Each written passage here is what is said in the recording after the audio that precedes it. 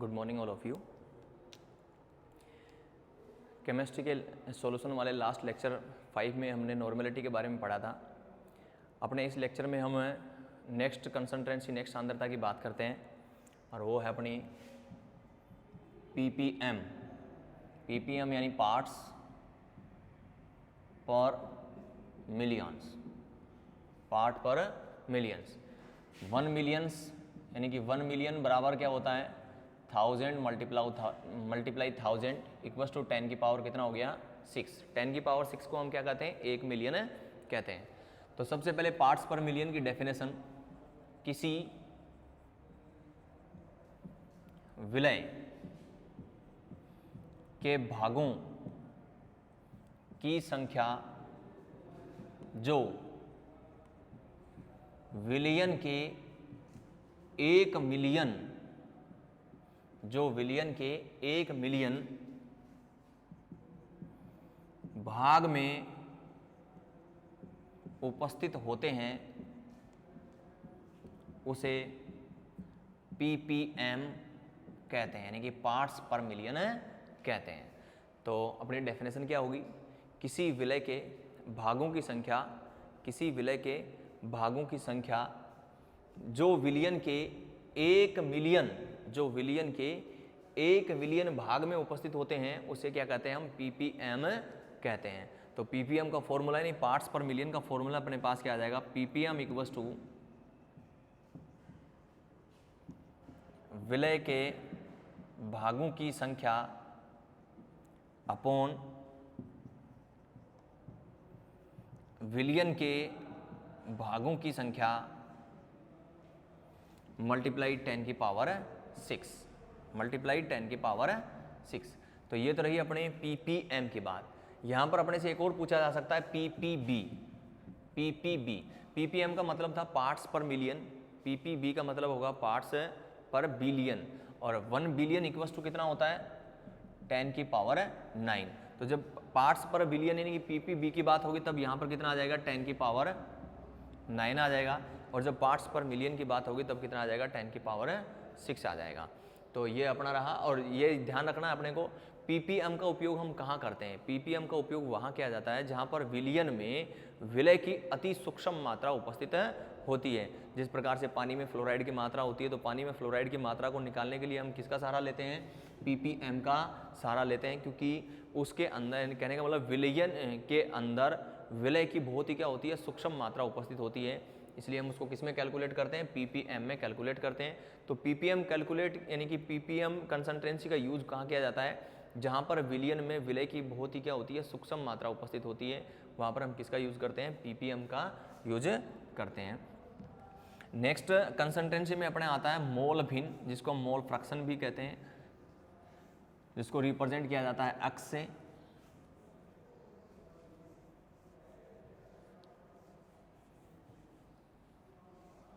Next topic है अपना मोल अंश, या कहते हैं मोल भिन्न यानी कि मोल फ्रैक्शन। मोल फ्रैक्शन जिसको रिप्रेजेंट किससे किया जाता है, अक्स से रिप्रेजेंट किया जाता है। तो सबसे पहले तो अपने यहाँ आती है मोल फ्रैक्शन की डेफिनेशन यानी कि मोल भिन्न की डेफिनेशन। वैसे दोनों एक ही है, मोल अंश कहें या फिर हम उसको क्या कहें मोल भिन्न कहें, और इसको हम किससे रिप्रेजेंट करते हैं, अक्स से रिप्रेजेंट करते हैं। तो किसी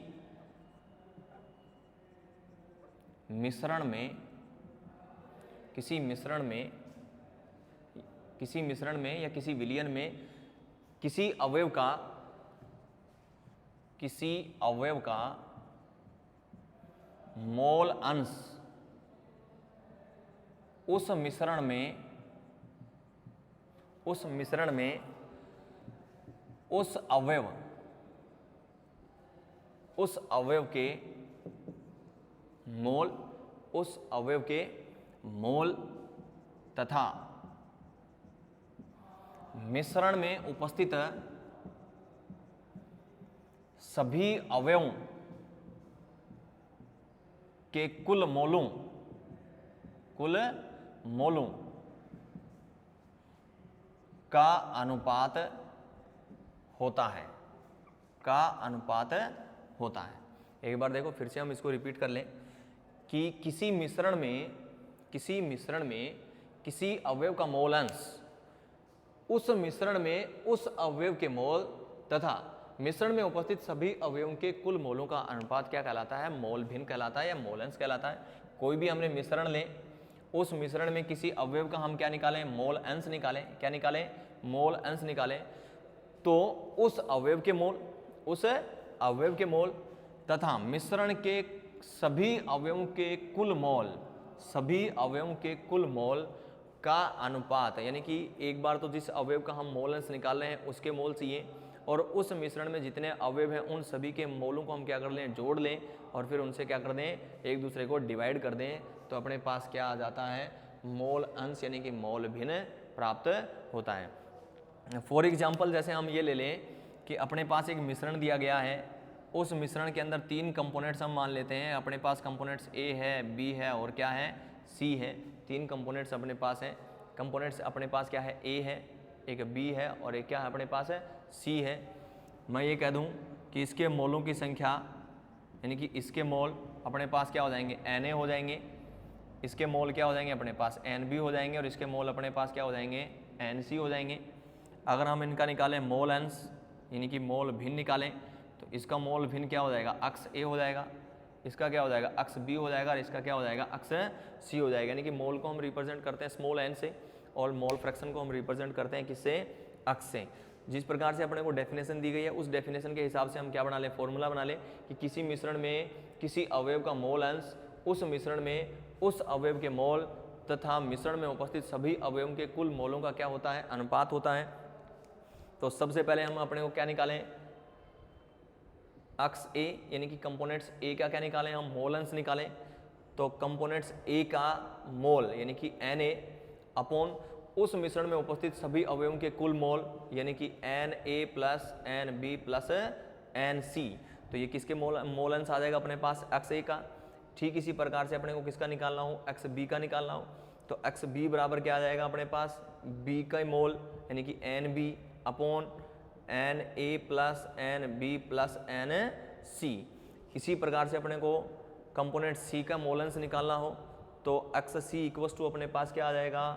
Nc upon Na plus Nb plus Nc। इन तीनों को ऐड कर देंगे, इन इस प्रकार तीनों को ऐड करके C कंपोनेंट्स के मोल से डिवाइड कर देंगे, तो अपने पास क्या आ जाएगा? एक्स C यानी कि C का मोल फ्रैक्शन आ जाएगा। तो इस प्रकार से हम क्या निकाल सकते हैं? किसी भी मिश्रण के अंदर किसी कंपोनेंट्स का क्या निकाल सकते हैं? मोल फ्रैक्शन निकाल सकते हैं। अब एक सबसे इंपॉर्टेंट और खास नोट लगाने वाली बात क्या है अपने पास कि किसी मिश्रण के अंदर चाहे कितने ही अवयव क्यों ना हो, यानी कि कितने ही कंपोनेंट्स क्यों ना हो, लेकिन उन सभी का मोल फ्रैक्शन जो है, उन सभी का मोल फ्रैक्शन का योग हमेशा कितना आता है? एक ही आता है। तो हम ये क्या लिख देंगे कि x A plus x B plus x C x N equals to कितना रहेगा? 1 रहेगा। कितना रहेगा? 1 रहेगा। यानी कि किसी मिश्रण में चाहे कितने ही अवयव क्यों ना उपस्थित हों, उन सभी का मोल फ्रैक्शन एक के क्या होता है? इक्वल होता है। कहने का मतलब सब के सब एक टोटल जब करेंगे तो उनका किसके इक्वल आएंगे? 1 के इक्वल आएंगे। नेक्स्ट यहाँ से मोल अंश के बाद हम मोल प्रतिशत भी निकाल सकते हैं। मोल प्रतिशत निकालें तो अपने पास जो मोल भिन्न आए उसको हम क्या कर देंगे? 100 से मल्टीप्लाई कर देंगे, तो अपने पास क्या आ जाएगा? मोल प्रतिशत आ जाएगा। या हम कहें कि मोल भिन्न को हम 100 से मल्टीप्लाई कर दें तो क्या आ जाएगा? अपने पास मोल प्रतिशत आ जाएगा। यहाँ से हम क्या करते हैं? क्वेश्चन लेते हैं और उसको क्या करते हैं? सोल्व करते हैं। तो अपने पास क्वेश्चन है कि कोई एक मिश्रण दिया गया है, उस मिश्रण में 3 चीज़ें हैं। एक तो एथेनॉल है, एक मेथेनॉल है और एक अपने पास क्या है? H2O है। तो अपना क्वेश्चन है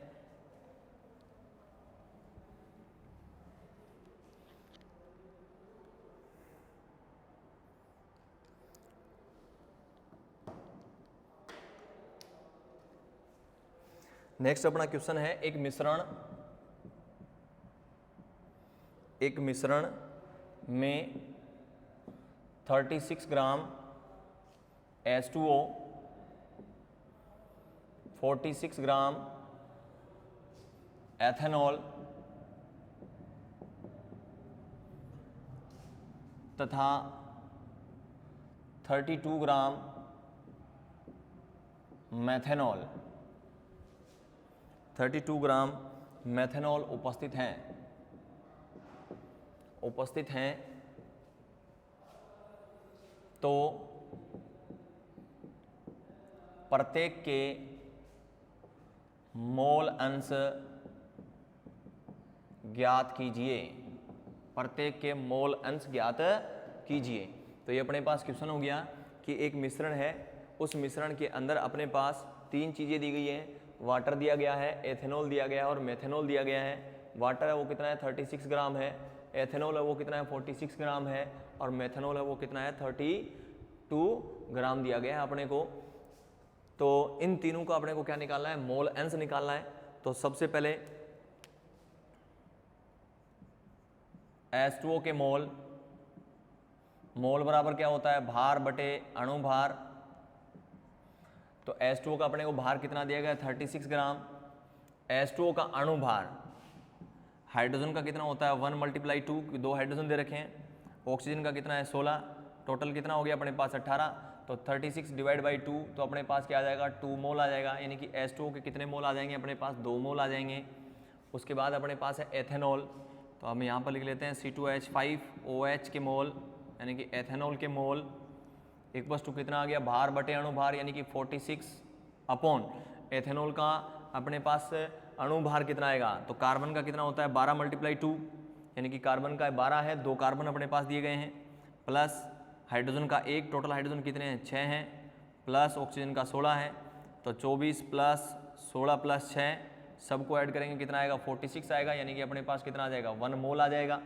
उसके बाद अपने को तीसरा दिया गया है मेथेनॉल, तो मेथेनॉल CH3OH के मोल निकालें हम, वो ये भार बटे अणु भार, तो 32 बटे इसका अणु भार कितना होगा 12 प्लस कार्बन का 12, हाइड्रोजन का 1 और टोटल हाइड्रोजन कितने हैं 4 हैं, प्लस ऑक्सीजन का 16, सबको ऐड करेंगे अपने पास कितना आ जाएगा 32 आ जाएगा। और 32 को 32 से डिवाइड करेंगे कितना आ जाएगा 1 मोल आ जाएगा। तो अपने सबसे पहले क्या किया है, इस मिश्रण में प्रत्येक अवयव के क्या निकालनी है, मोल निकालनी है। मोल कैसे निकाले, भार बटे अणु भार से निकाले। 36 ग्राम H2O दिया गया था, इसका मतलब उसके 2 मोल प्रेजेंट है।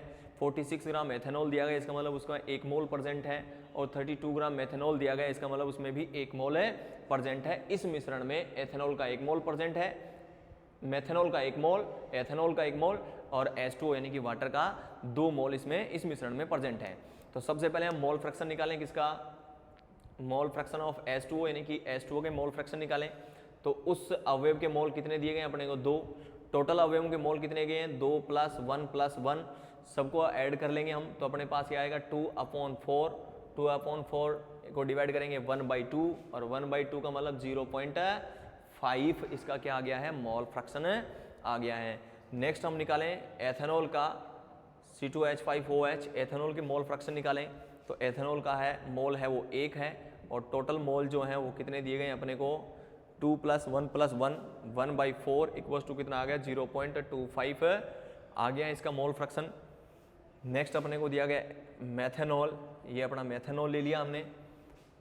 मेथेनॉल के कितने मोल दिए गए हैं 1 और टोटल मोल कितने हैं 2 + 1 + 1 इक्वल्स टू 1/4, 0.25 इसका क्या आ गया है मोल फ्रैक्शन आ गया है। तो इन तीनों का मोल फ्रैक्शन अगर हम ऐड करें, तीनों का ऐड करें, mole fraction of H2O plus mole fraction of ethanol plus mole fraction of methanol, तीनों का जब ऐड करेंगे तो किसके इक्वल आएगा 1 के इक्वल आएगा। क्योंकि किसी अवयव में या किसी मिश्रण के अंदर सभी अवयवों का मोल फ्रैक्शन का टोटल कितना होता है 1 होता है। H2O का कितना आया 0.50 प्लस 0.25 प्लस 0.25 इक्वल्स टू कितना है 1 है। अगर अपना टोटल हमेशा 1 आता है, इसका मतलब अपने क्वेश्चन का आंसर हमने क्या किया सही किया, वरना हमने क्या किया उसका आंसर है गलत किया है। अब मोल फ्रैक्शन की सबसे इंपॉर्टेंट और खास बात एक और याद रखनी है कि मोल फ्रैक्शन हमेशा क्या होता है यूनिट लेस होता है। कैसा होता है यूनिट लेस होता है, यानी कि इसकी कोई यूनिट नहीं होती है। तो ये अपने रही कंसंट्रेंसी तक। आज तक अपना टॉपिक जितने भी कंसंट्रेंसी में हमने पढ़े हैं, normality, molarity, molality, WW%, WV%, VV%, PPV और मोल फ्रैक्शन, ये सारी की सारी क्या थी कंसंट्रेंसी निकालने की एक यूनिट थी। इसमें मोल फ्रैक्शन एक ऐसी यूनिट है जो ऐसी इकाई है जो क्या है, यूनिट लेस है। कहने का मतलब मोल फ्रैक्शन की कोई यूनिट नहीं होती है। और इसके अलावा जितने भी अपने को दिए गए थे नॉर्मेलिटी, मोलरिटी, उन सब की क्या थी अपने पास है, यूनिट थी। इनमें से हमने वो भी डिस्कस किया जो टेम्परेचर से इफेक्टेड हैं, उनमें से हमने वो भी डिस्कस किए हैं जो टेम्परेचर से इफेक्टेड नहीं है। तो ये अपने को दिमाग में रखना है कि कौन से टेम्परेचर से प्रभावित होते हैं, कौन से टेम्परेचर से प्रभावित नहीं होती हैं, किसकी यूनिट होती है और किसकी यूनिट नहीं होती है। तो इन टॉपिकों में से लगभग एक न्यूमेरिकल का क्वेश्चन अपने पास आरबीएसई बोर्ड में पूछा जाता है। तो इन न्यूमेरिकल्स को आपको ध्यान रखना है और बुक से भी क्या करना है, क्वेश्चन सोल्व करने हैं। ये लगभग जो क्वेश्चन मैंने बोर्ड पे कराए हैं वो लगभग क्वेश्चन है वो आरबीएसई जो बुक की आरबीएसई बोर्ड की जो बुक है उस बुक के करवाए हैं और साइंस पब्लिकेशन वाली बुक से मैंने क्या लिए हैं, एग्जाम्पल हैं वो करवाए हैं। नेक्स्ट यूनिट में यानी नेक्स्ट लेक्चर में हम पढ़ेंगे वो इसकी पढ़ेंगे सोल्युबिलिटी। हमने कहा था कि इस चैप्टर में स्टार्ट करने से पहले कि इस चैप्टर में हमें सिर्फ बाइनरी सॉल्यूशन पढ़ना है। बाइनरी सॉल्यूशन का मतलब अपने को वो सॉल्यूशन पढ़ना है जिसमें सिर्फ और सिर्फ दो कंपोनेंट्स होंगे, एक विलय होगा और एक क्या होगा, विलायक होगा। अब हम जैसे जैसे आगे पढ़ते जाएंगे तो उसमें हम पढ़ेंगे लिक्विड सॉल्यूशन के बारे में, जिसमें विलायक के रूप में क्या लेंगे, लिक्विड लेंगे। धन्यवाद।